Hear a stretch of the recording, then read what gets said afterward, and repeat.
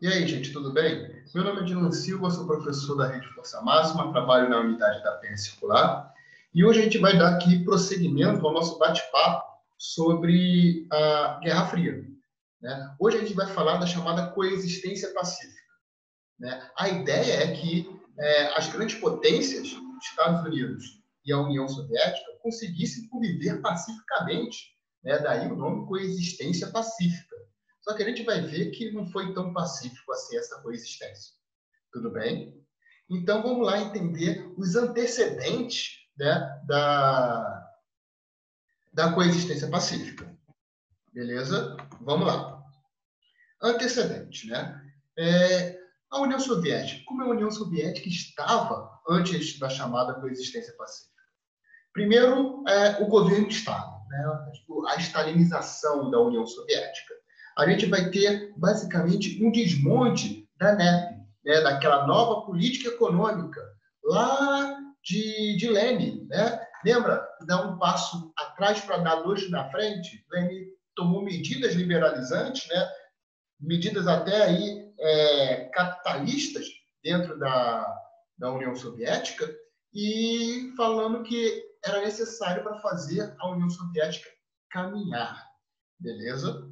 Então a gente tem aí esse desmonte da NEP. Por quê? As políticas de Lenin não eram, digamos, 100% aceitas, né, em toda a área da União Soviética. Existiam críticos à política leninista, né, à economia de Lenin. Então, quando Stalin assume o poder, ele começa o processo de desmonte da nova política econômica, né, a NEP, criada por Lenin. Beleza? Em contrapartida, Stalin acaba cada vez mais assegurando poderes ao seu redor, ou melhor, poderes nas suas mãos. Centralização dos poderes. Desculpa, a gente está podres aqui, mas poderes na figura de Stalin, né?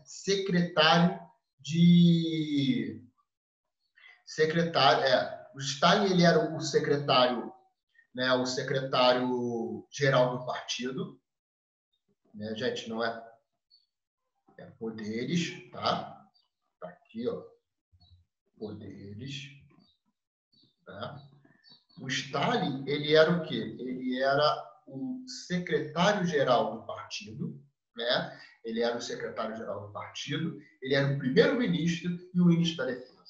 Ou seja, Stalin, ele tinha muito poder, né? Tranquilo? E no governo de Stalin tem aí a estatização da economia, né? Tem os chamados planos quinquenais, né? Vão ser uma série de planos quinquenais até a morte de Stalin. Stalin vai morrer e no meio de uma vigência de um plano quinquenal. Tranquilo? E quais eram os objetivos aí, de modo geral, dos planos quinquenais? Né? Produção industrial e agrícola maior do que no período da guerra. Ou seja, Stalin consegue fazer com que a União Soviética volte a produzir a moldes, a quantidades anteriores da Segunda Guerra Mundial. Beleza? Então a União Soviética vai estar produzindo muito. Reconstrução das regiões industriais, né? Regiões que estavam abandonadas e foram destruídas aí durante a guerra. Stalin reconstrói, né? Aumentando a produção industrial da União Soviética. Começa então o início da exploração da Sibéria, né? A região que fica aí no norte da Rússia. Massificação do ensino básico técnico, ou seja, a União Soviética vai precisar de uma mão de obra qualificada. Então, ela investe em ensino técnico para ter técnicos para produzir, para construir, né, e se tornar, digamos assim, concorrente, de fato, com os Estados Unidos em termos tecnológicos durante a chamada Guerra Fria. Ampliação da área agrícola, ou seja, a União Soviética vai estar produzindo cada vez mais. Né? Por exemplo, a União Soviética vai ter tantos técnicos aí que a gente viu, né, na nossa aula de China, né, da Revolução Chinesa, que vão ter técnicos da União Soviética no grande salto adiante lá de Mao, só que aí vai ter a ruptura, né, entre a União Soviética e a China, e esses técnicos saem da China, fazendo com que, sendo um dos motivos que vão levar à falha do grande salto adiante de Mao Tse-tung. Então, a União Soviética ela vai ter muitos técnicos. Tudo bem? Vamos dar prosseguimento, então. Vamos lá. Desestalinização e coexistência pacífica. Né? Stalin morre em 1953, no meio de um plano quinquenal. Né? E com a morte de Stalin, se tem, então, um processo de desestalinização, que isso significa a tentativa de apagar da memória as obras de Stalin. Né? Isso vai ser um dos motivos que vai levar, por exemplo, à ruptura da China com a União Soviética. Porque a China não vai cooperar com esse processo de desestalinização.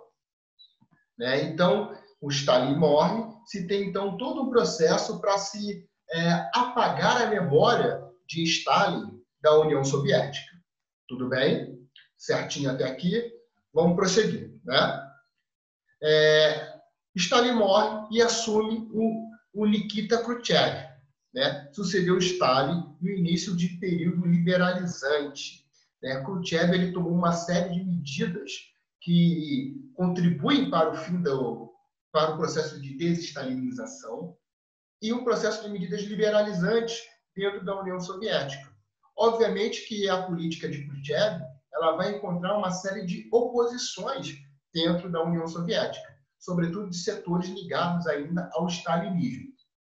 Né? Vamos ver, então, algumas medidas aí adotadas por Khrushchev durante o seu mandato, né? Que vai ser, diga-se por sinal, bem curto. Redução do poder policial. Stalin tinha ampliado o poder da polícia, né? Da polícia política, enfim. E Khrushchev ele começa a tirar o poder da classe policial. Integração de presos políticos, aqueles que eram perseguidos, que foram expurgados, que foram presos, né, por Stalin. Khrushchev ele reintegra esses presos políticos na sociedade soviética. Né?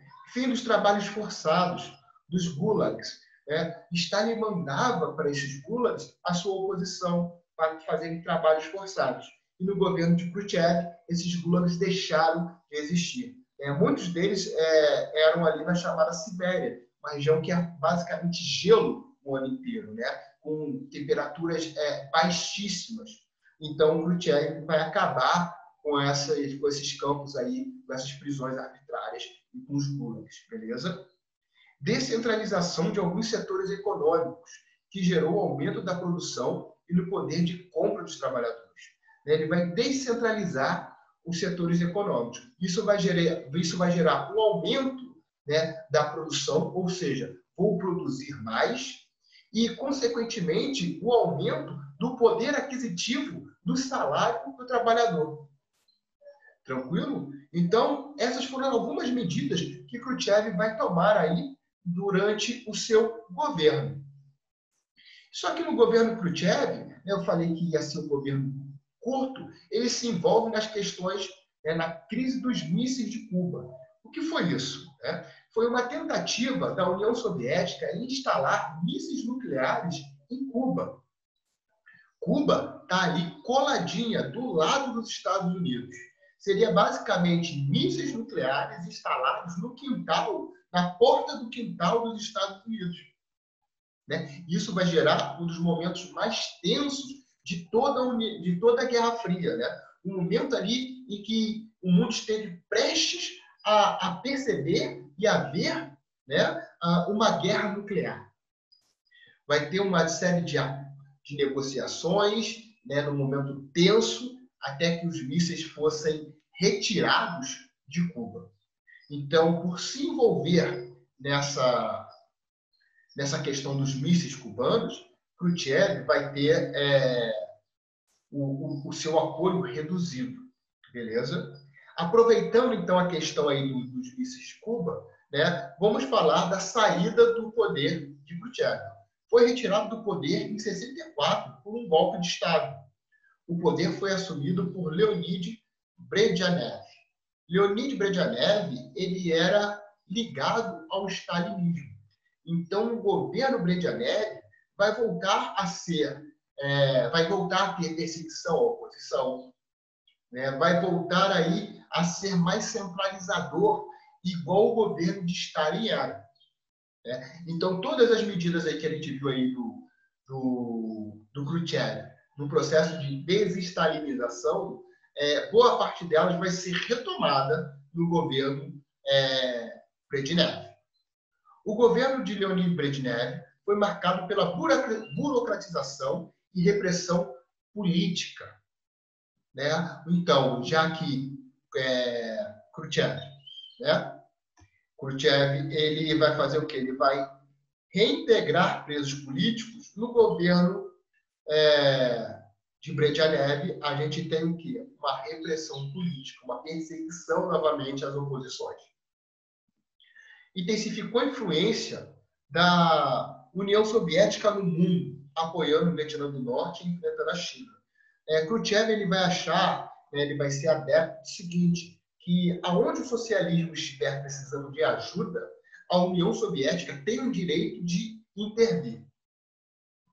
Inclusive, enfrentando outros países socialistas, como, por exemplo, a China. Vai ter uma divergência aí da China socialista e do governo de Moscou, tudo bem? A gente vai ver que ele vai massacrar aí, né, os socialismos tidos como reformadores. A gente vai ver a questão da Hungria, por exemplo, né, que a União Soviética vai invadir o Exército Vermelho para acabar com uma rebelião que estava acontecendo na Hungria. Beleza? Acreditava na teoria que a União Soviética tinha o direito de intervir quando o socialismo estivesse ameaçado em um país aliado. Dessa forma, ele vai reprimir o socialismo reformador na Primavera de Praga, na Tchecoslováquia. Através de um rearmamento, acelerou e alcançou o equilíbrio estratégico com os Estados Unidos, né? Ele vai investir pesado aí na indústria bélica. E com isso ele vai conseguir produzir tantas armas de maneira estratégica, tantas armas de maneira estratégica, que ele vai conseguir equilibrar as forças com os Estados Unidos. Beleza?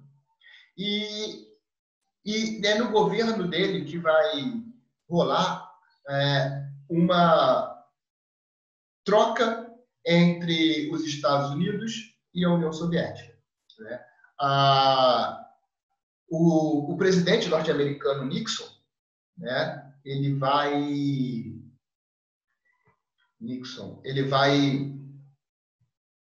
visitar a União Soviética, né? Ele vai visitar a União Soviética e a Khrushchev, o Brezhnev, ele vai visitar os Estados Unidos, vai ter essa troca, né? E vai ser acordada ali a chamada coexistência pacífica, uma tentativa de distender, né, que estava muito tenso, um momento de distensão aí dos conflitos ideológicos entre a União Soviética e os Estados Unidos. Tanto que vai ser proposto aí o plano SALT 1 e 2. O que eram esses planos SALT 1 e 2? Né? Eram assinaturas de tratados para diminuir o armamento nuclear. Olha aí, desarmamento nuclear.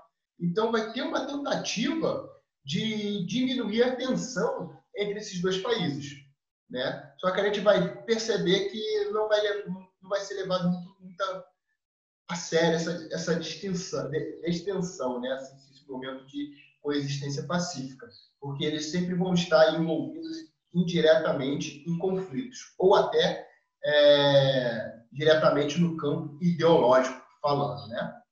Vamos seguir, gente.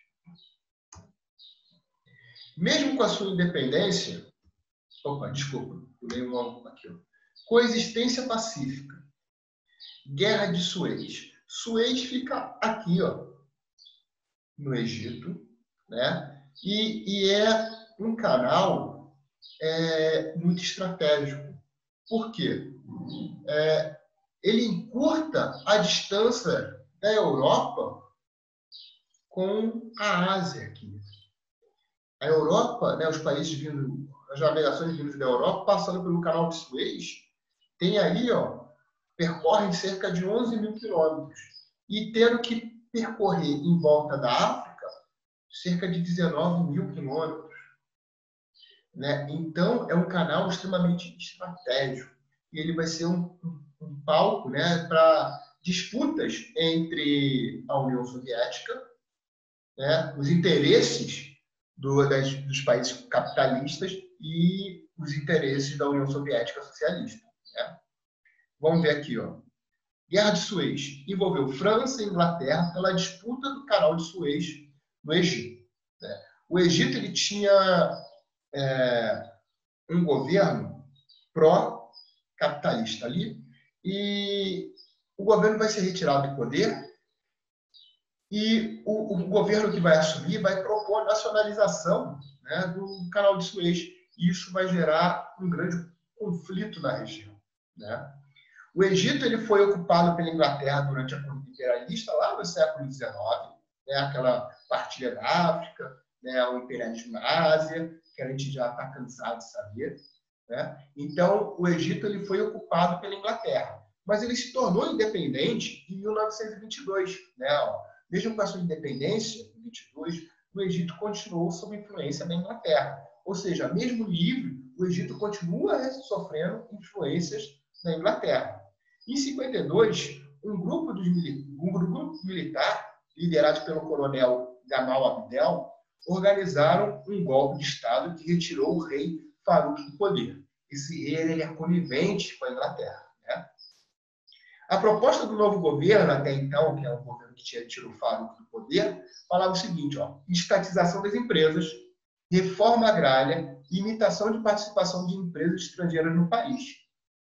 Ou seja, tomando medidas mais populares, trazendo o Estado para intervir diretamente na economia, né, nos setores estratégicos, e isso vai acender o farol de, olha só, está acontecendo alguma coisa, lembrando que a gente está no contexto de Guerra Fria, uma disputa aí entre países capitalistas e socialistas, né? E com essas atitudes, o Egito vai receber apoio de quem? Vai receber o apoio da União Soviética.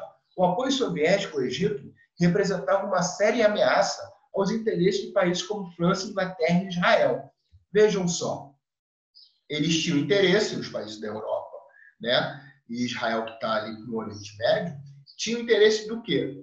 De encurtar esse tempo de viagem, né? Porque encurtando o tempo de viagem, eu ganho mais dinheiro, gasto menos do que tendo que estar. Aqui o exemplo é Mumbai, né? Eu chego em Mumbai primeiro, mais rápido, indo pelo canal de Suez, pelo Mediterrâneo, do que contornando a África inteira, né? Vamos lá. O estopim do conflito, né, o início da guerra, ocorre com a determinação egípcia de fechar o porto de Eliá e promover a nacionalização do canal de Suez. Ou seja, a estatização do canal de Suez. Essas duas atitudes, né, o fechamento do porto de Eliá e a promoção aí da estatização do canal de Suez, vão gerar o início do conflito. Os israelenses, apoiados por franceses e ingleses, declaram guerra ao Egito. Né? A gente vai ter uma ofensiva de Israel contra o Egito. Só que Estados Unidos e a União Soviética vão ser contra essa invasão, né? Essa ofensiva, na verdade, e vão acabar intervindo na região. Então, os Estados Unidos e a União Soviética desaprovaram o conflito e interviram na região, levando ao recuo das tropas israelenses. Então, Israel teve que voltar atrás por conta da presença de dois cachorros grandes, né? De dois cachorros grandes ali na região, dos dois países mais poderosos do mundo. Falando que eles eram contra essa intervenção, Israel acaba voltando atrás. Insurreição húngara. Né? A Hungria é um país socialista, né? E vai ter um atrito aí entre a União Soviética e a Hungria. Vamos lá. Levante popular húngaro em 1956, contra a política imposta pela União Soviética. Eles vão ser contra o socialismo e a política socialista soviética. O que eles vão... Como isso começa? Em Budapeste, estudantes, de maneira pacífica, exigiam o fim da ocupação soviética e a execução de um socialismo verdadeiro. Eles queriam que o socialismo fosse adequado à realidade da Hungria, não um socialismo imposto pela União Soviética, não as ordens vindo diretamente de Moscou e sendo executadas. Né? O auge do movimento ocorre quando os estudantes tentam resgatar colegas que haviam sido presos e a polícia abre fogo contra a multidão. A partir do momento em que a gente tem essa revolta popular, né, que vai ser pacífica, que vai ser ali atacada pela polícia, a Hungria basicamente pega fogo. Né? No dia seguinte, ocorre a adesão de soldados e de oficiais. A estátua de Stalin, que ficava numa praça, né, foram derrubadas por manifestantes que gritavam: russos, voltem para casa. O Comitê Central do Partido Comunista Húngaro indicou o nome de Imre Nagy para a chefia do governo. Nagy chegou numa rádio e falou e ditou medidas, né, transmitiu medidas ali na rádio que era favorável ao socialismo húngaro, né, com medidas que tivessem condizentes com a realidade da Hungria, que é uma realidade muito distinta da União Soviética, que é uma realidade muito distinta de qualquer outro país socialista. Então, ele queria um socialismo voltado para as demandas sociais que existiam na Hungria. Nagy falou em uma rádio sobre a melhoria das condições de vida dos trabalhadores, a instalação das liberdades, multipartidarismo e a busca por um socialismo condizente com a realidade húngara. Né? Resultado, a União Soviética não vai aceitar esse discurso, as tropas aí do Exército Vermelho vão invadir Budapeste, né? E em poucos dias, né, as forças húngaras vão ser derrotadas e destruídas pelo Exército Vermelho. Nagy foi preso, executado e substituído por Janot Kaldar. Janot Kaldar, né, partidário aí das políticas socialistas soviéticas. Aqui a gente tem algumas fotos aí da insurreição húngara. Né? Aqui é uma estátua de Stalin no chão, derrubada. Aqui são as ruas durante os conflitos. Aqui é russos vão para casa, Ruska Rasa. E aqui são fotos do Exército Vermelho invadindo a cidade de Budapeste. Beleza? Corrida espacial. Gente, desculpa aqui de novo. Corrida espacial.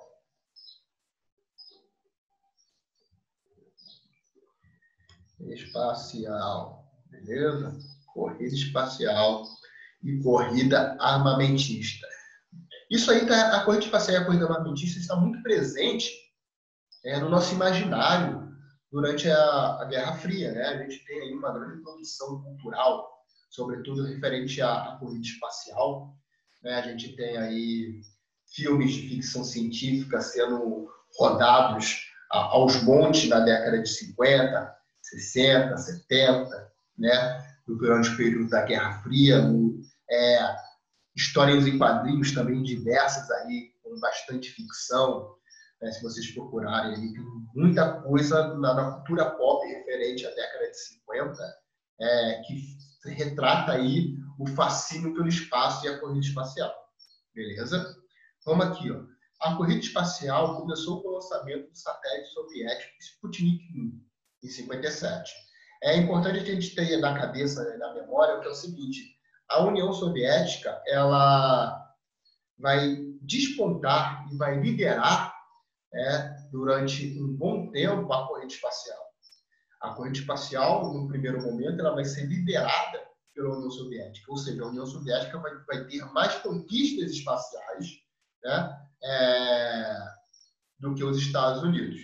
Lembrando que Stalin investiu pesado nos planos quinquenais no setor de tecnologia, né, no setor de infraestrutura espacial. Então, ele vai despontar porque ele vai investir tecnologia, ele vai estudar as questões espaciais ali, a tecnologia para a exploração do espaço.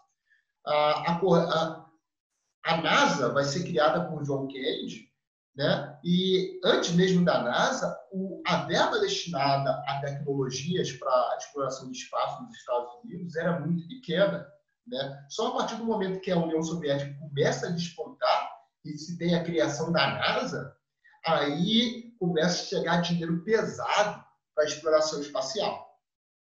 No mesmo ano, foi enviado ao espaço a cadela chamada Laika, como tripulante do Sputnik 2.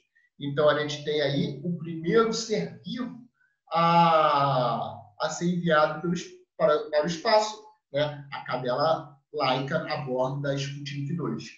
E o primeiro homem para o espaço foi soviético também, o Yuri Gagarin, no foguete chamado Vostok 1, em 1961. Então, a União Soviética, ela lança o primeiro satélite, ela lança o primeiro ser vivo e depois lança o primeiro homem, né, a ser lançado no espaço. Yuri Gagarin faz uma volta na órbita de em torno de 48 horas, né, e sendo aí o primeiro homem a ver a Terra fora do planeta, né, a ver a Terra do espaço. Em 58 foi criada a NASA, como eu falei aí, por John Kennedy. Em 69 ocorre o lançamento da Apollo 11, né? Os Estados Unidos aí enviando o primeiro homem à Lua. Um pequeno passo para o homem, um grande passo para a humanidade, né? Fazendo com que os Estados Unidos desponte, né, nessa fase aí da corrida espacial. Na missão estavam Michael Collins, Edward Aldrin Jr. e Neil Armstrong, né, na Apollo 11. Tá, vamos lá.